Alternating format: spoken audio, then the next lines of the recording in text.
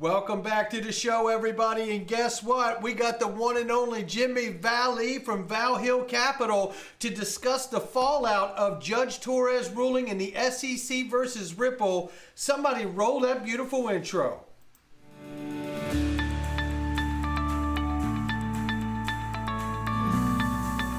Digital Perspectives with Brad Kimes. Come on in.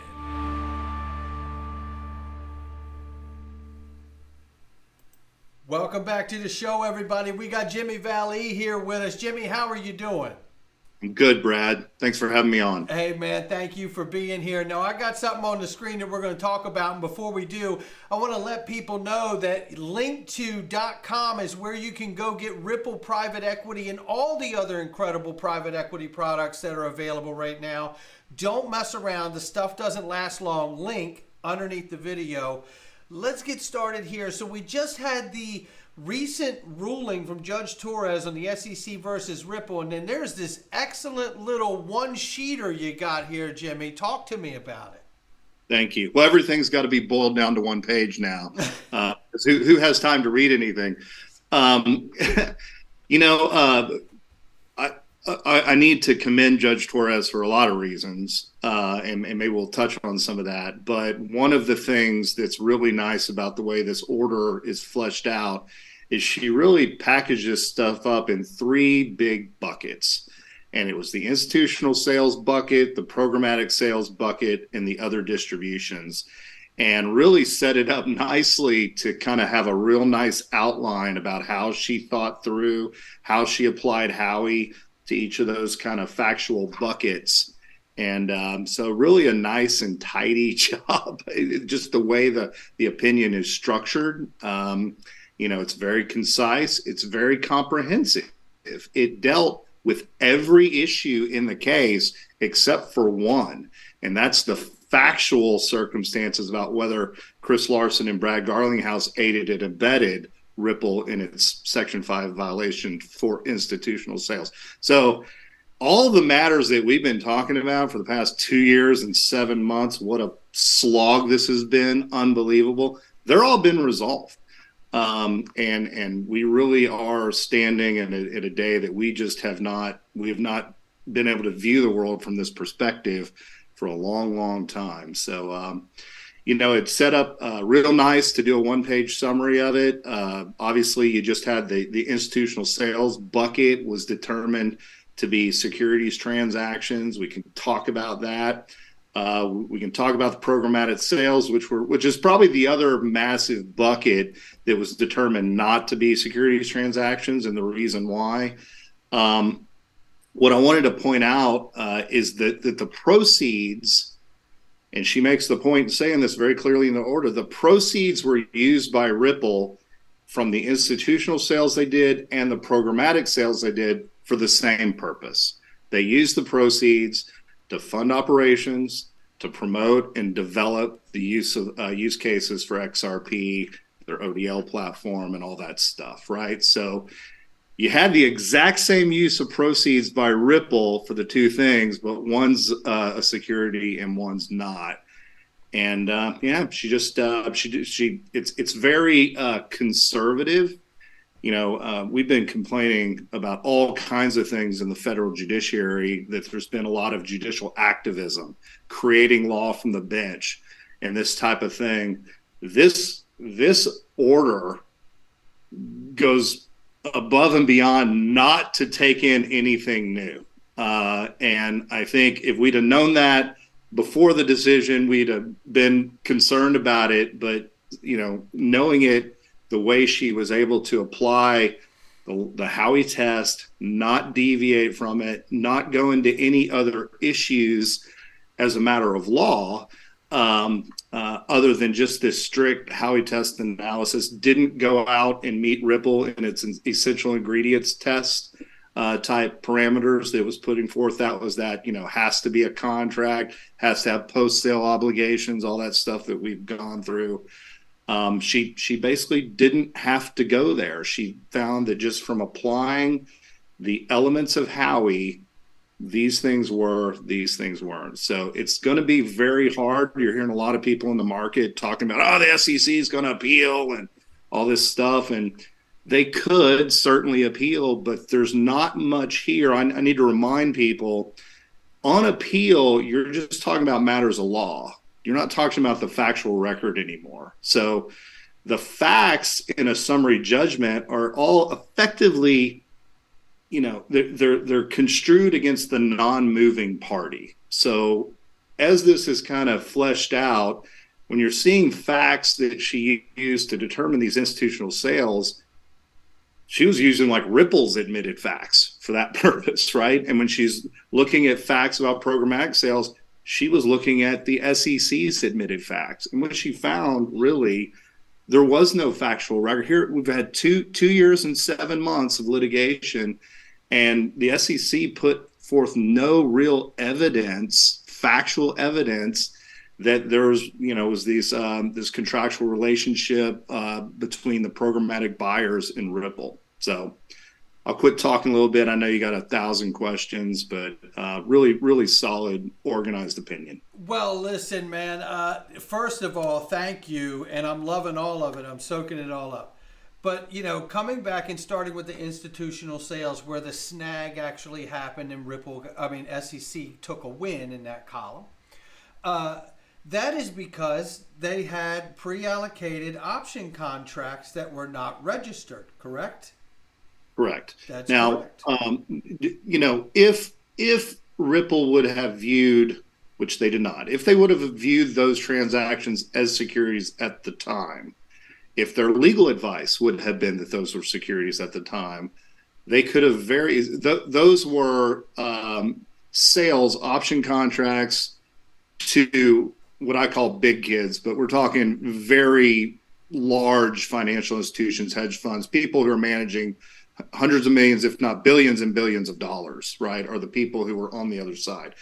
That is like classic accredited investor, and those are effectively private placements. In the securities law, regime, when you issue securities privately to an accredited investor, that does not have to be registered, right? That can be, there's Section 4. Section 5 is the registration requirement on the Securities Act. Section 4 basically says if you're engaging in a private placement, then you don't have to register. It's exempt from registration. So what you have here in this institutional sales thing is really a foot fault violation, okay? It's exactly what happened in Kick Interactive, for example. And this has happened, in real securities world, this type of thing has happened 1,000 times. It's not a big, alert the media, stop the presses type violation. They would have normally been able to basically get the SEC to agree it was a foot fault, pay a nominal fine. That's exactly what happened in Kick. Pay a nominal fine, file what's called a Form D, which perfects the private placement. It's not really legally required, but it puts everyone on notice, and there's a federal law preemption issue as applied to state securities laws when you file a Form D with the SEC. So in Kick, they at this same time, once the summary judgment came down against them, they were able to basically get a settlement with the SEC and say, we'll file a Form D and you will waive some of these bad actor things that are now going to be applicable to us. This was kind of an ordinary course type thing. It's not anymore, and we can talk about that. But it'll be. Wasn't there recently a decision that was pulled to stop people from being able to? They're just simple hey, I forgot to file the thing back there. I'm going to file it now. But didn't they take that away at the SEC? They did. And curiously, it was right after this lawsuit began. So it was in February of 2021. Clayton's gone. Gensler has not been confirmed by the Senate yet to be the new chairman. So at that point, one of the commissioners, Commissioner Lee, became the acting chairman. And the only thing that she did, kind of her whole time while she was, in this interim chairmanship position, was basically come out, and it's not that she changed the rule. She just she put the teeth back into what the rule was. It had become that it was very common practice that in connection with a settlement on enforcement actions, you got a waiver of these things that happened to the bad actors. And in exchange for getting the waiver, then enforcement was able to get settlements out of issuers and have them pay the fine and move on down the road. The issuer would file the Form D or whatever, and they would get to still have all these. There's like 6 or 7 things. You know, it's WIC-C status, well-known seasoned issuer status. There's some protections around forward-looking statements. There's about 6 or 7 different things that you can take advantage of under the Reg D, you know, private placement rubric, if you will, that becomes not available if you violated the securities laws. And so it's going to be interesting to see how, because of, you know, what Chairman Lee did back in February 2021, it'll be interesting to see what remedies the SEC comes for with respect to these institutional sales. I expect that they will do like what they've done in library. They'll get an injunction to prohibit Ripple from violating the securities laws and effectively issuing XRP in a securities transaction, which pretty much means issuing it to big kid institutions under written contracts. And you know, the really great thing is, as you step back and let this decision process, there's been a business model that has been perpetrated in crypto, and let's call it the venture capital business model. But you know, we know because we know all these players, we know who we're talking about. But these are people who were able to get a direct allotment of a cryptocurrency directly from the founder sponsor of the project, and then engage their media assets to increase the value of said asset, and then they dumped it on retail. Yep. And there's several of these projects that, and there's, you know, a handful of these financial institutions, venture capital firms, hedge funds that made this their business model, and they've become billionaires doing it. Okay. Mm-hmm. That's what was declared illegal. Yeah. If you really step back and see that business model of getting is over. Yeah. And the way that the playing field has been leveled is that they will have to go, at least in the United States, they're going to have to go to, you know, exchanges or whatever. They'll have to participate at market to get their allotment of whatever cryptocurrency there is. Absolutely. Yeah. That and there's really not a lot of harm in that, to be honest. To be honest, that's the good news. So, okay, so let's talk about programmatic sales, Jimmy, because I just listened to a Twitter space with the COO linked to, and shout out to Joe Endoso there, who really, he's so eloquent the way he can break things down. I just love it. And he expressed there that banks are really, paraphrasing, are going to love this decision that's come out, because even in the U.S., even though they've been shut down from buying XRP directly from Ripple, he said it doesn't matter, because to the banks, they want to mitigate risk. So going through something like Liquidity Hub and just being a market maker at this point is enough for them. And I think to myself, well, there's no harm in that either, because once they eventually see the benefit just working as a market participant and letting Liquidity Hub and the other market makers make the market for them, that'll drive them to understand we're best off going on the secondary market and buying all of this off of here so we can use it for later, instead of it's like a organic growth model to me. It's like this is how you prime the pump for the perpetual flywheel and that virtuous cycle that's going to take place. Am I wrong here? What are you seeing, Jimmy? I don't think you're wrong. I think you're spot on. I think we've had many finances. Just because financial institutions or institutional sales were kind of deemed to be securities doesn't mean that the financial institutions themselves are bad actors, right? Exactly. A lot of people just sitting on the side. When I say people, I'm talking about large financial institutions who've been sitting on the sideline waiting for this amount of clarity to figure out how can we legally participate in these markets, right? And this has definitely provided them a very clear path to be able to do that. I think, the liquidity hub, the automatic market maker type concepts that you've been hearing David Schwartz talk a lot about in the past 6-8 months really could come to the forefront here. It's a dream to me, and I've no doubt probably, I don't want to put words in his mouth, obviously, but a dream to someone like a David Schwartz, who's arguably the greatest programmer walking the face of the earth right now, to be told that programmatic sales are okay. Exactly. So you could just see him going, a programmer going, okay, well, here we go, programmatic sales. I think he can figure out how to program stuff to be able to drive a distribution in a very efficient way, and having it be at market, where that be through the liquidity hub, or you got to go through the AMM, or it's not an or, it's going to be and. There's going to be all these markets, all these different Coinbase and Uphold and all these different exchanges you'll be able to buy from. What we'll see very quickly, right, is the people who are taking the most fees off these transactions, that's going to get squashed down. And it'll be this kind of the automated type stuff that will be the most efficient. And that could happen extremely fast.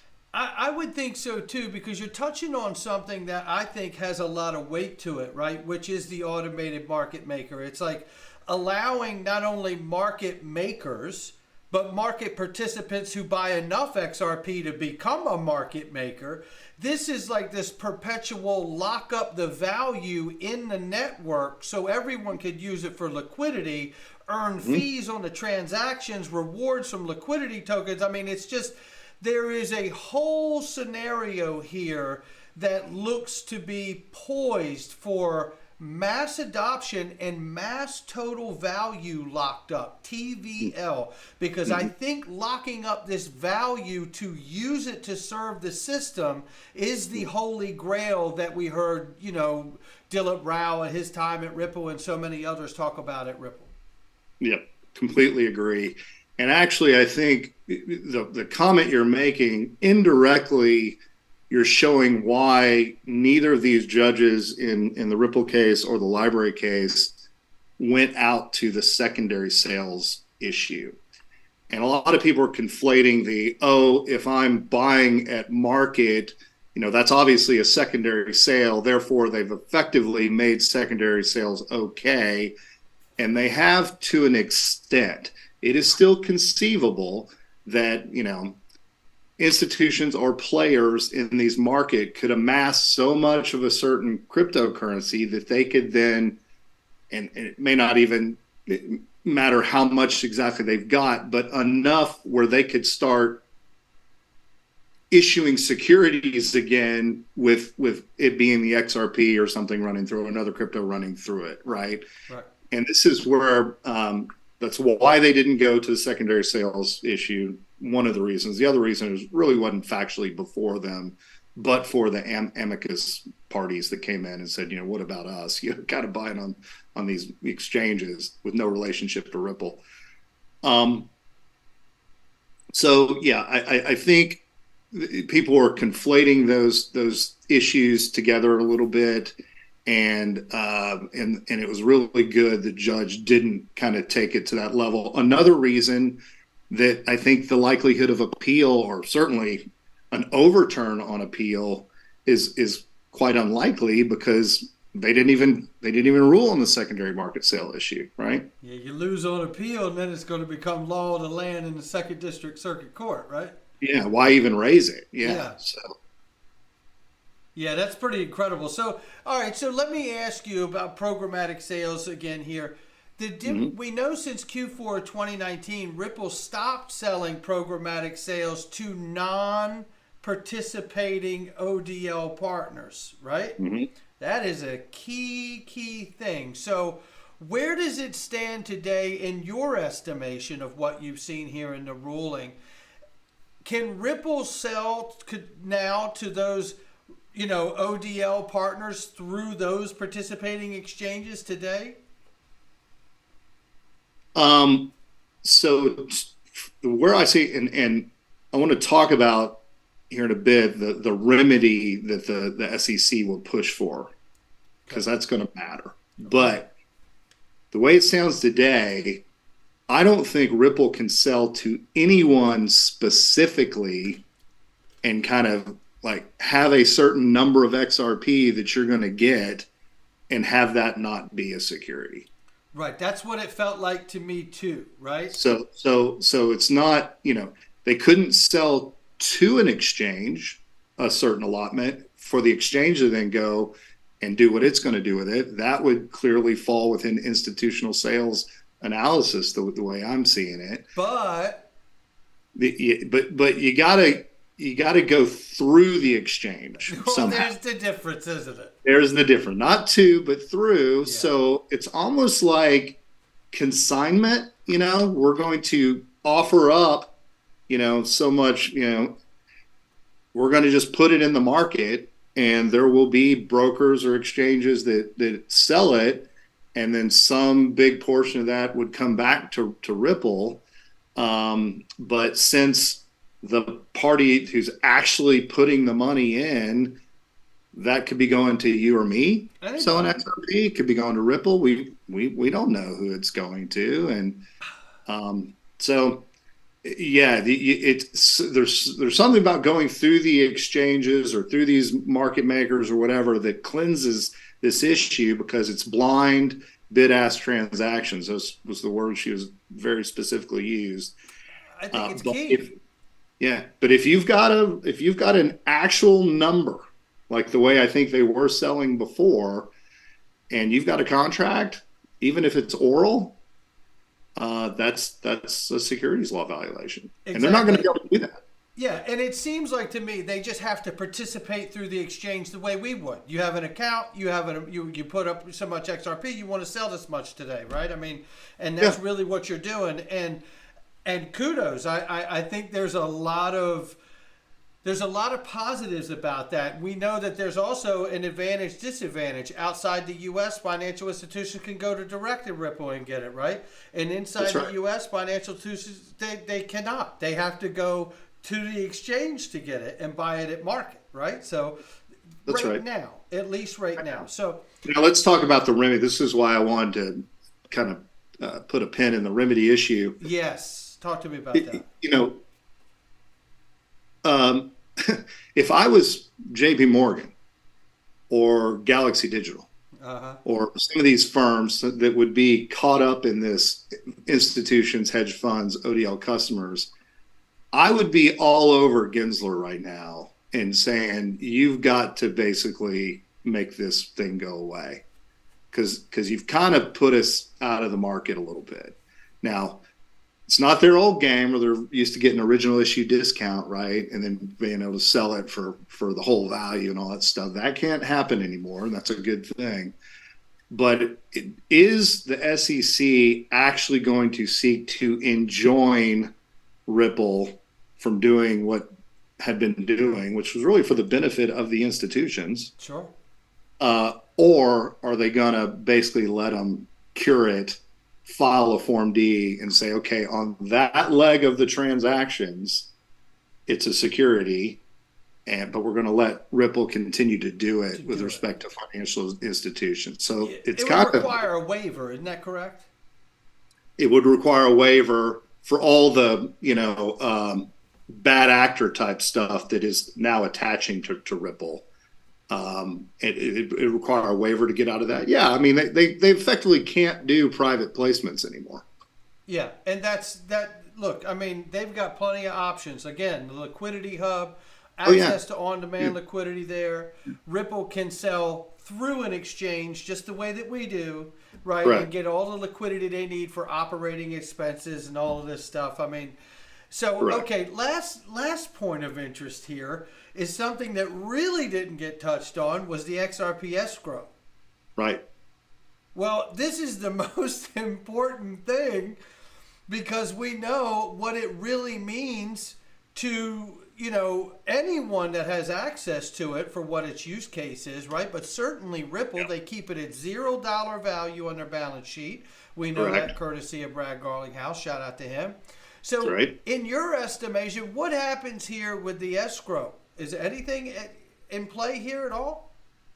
Well, to the extent that there were these option contracts that had pre-allocated what was in the escrow, and that was, the real demand coming, there's the 200 million, the 300 million that actually goes out every month of the billion that gets released, right? Yep. Someone's been taking that down. Those contracts, I think, to the extent you're in the U.S., right, and you're governed by U.S. securities laws, those contracts, they can't be performed in that way. So does that mean they're going to have to be unwound from years ago? Maybe. I'm sure there's probably, these are very sophisticated attorneys who, participate.